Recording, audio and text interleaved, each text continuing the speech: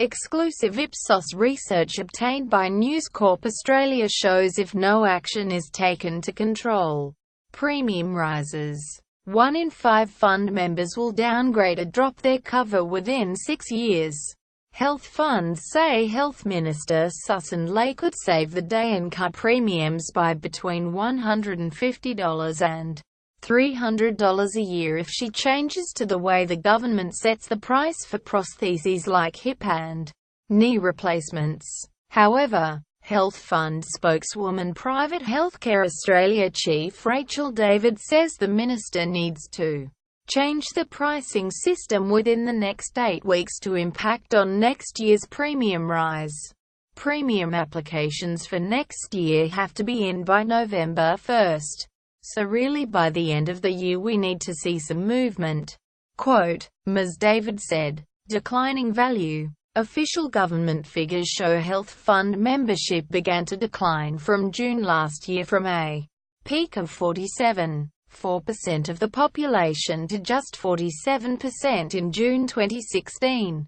The number of people covered by insurance fell by 2,958 for the first time in 15 years in June 2016. Data from health insurance broker iSelect supports this and shows there has been a drop-off in the number of new people aged under 40 joining health funds in the past 12 months. These people are likely to make fewer claims and help keep the price of insurance down. Market researcher Ipsos interviews 5,000 people annually about their attitudes to health and provides the results in confidential briefings to industry players who pay for the results. News Corp has obtained its 2015 report which contains dire warnings about the future of private health insurance. We know with the 27% health insurance tax rebate now means tested and indexed to CPI, we will hit an affordability cliff in 6 years' time, with 1/5 of consumers significantly downgrading or dropping hospital cover. Quote, Ipsos says products that exclude treatments such as obstetrics or hip replacements to cut cost have grown from 1% to 30% over 20 years. And 80% of policies now have an excess or exclusions, up from 20% 2 decades ago. This is putting the viability of the private health sector, which underpins accessibility of non-emergency surgery in Australia, under threat. The market researcher also warns that as state governments build newer public hospitals, people are no longer differentiating between private and public hospitals based on quality, costing and arm and ailer.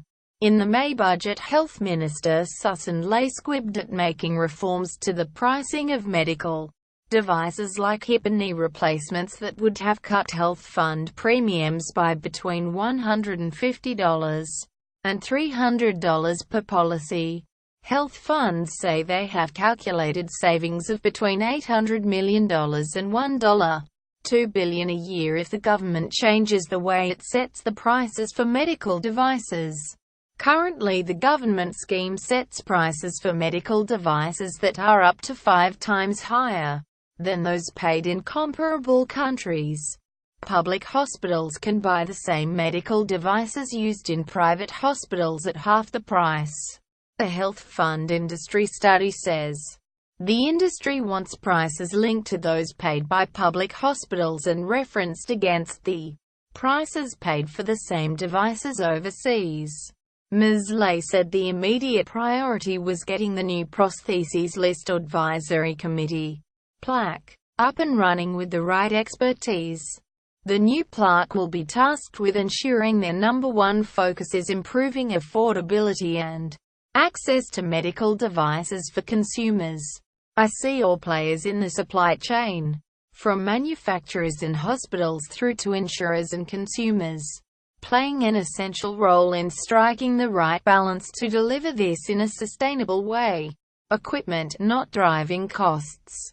Susie Teigen, Chief Executive of the Medical Technology Association of Australia, denies the medical device industry is responsible for the growth of health fund premiums.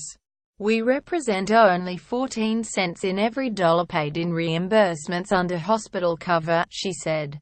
An immediate across-the-board cut to medical devices, rather than an overall reform of FI, is not the solution, and will have unintended consequences for patients. We fear a blunt cut demanded by FI will result in reduced services and clinical choice for patients. Comparing one country against another on price alone is misleading and fails to reflect the differences in those healthcare systems.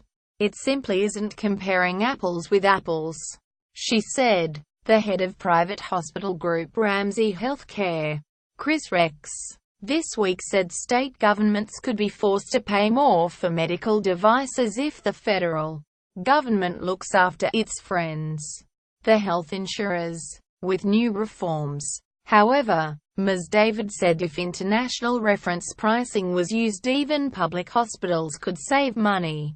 A drug-eluting stent used in heart coronary costs $3,450 in a private hospital, $1,209 in a public hospital, but just $535 in the UK.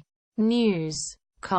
Our privacy policy includes important information about our collection, use and disclosure of your personal information, including to provide you with targeted content and advertising based on your online activities. It explains that if you do not provide us with information we have requested from you, we may not be able to provide you with the goods and services you require. It also explains how you can access or seek correction of your personal information, how you can complain about a breach of the Australian privacy principles, and how we will deal with a complaint of that nature.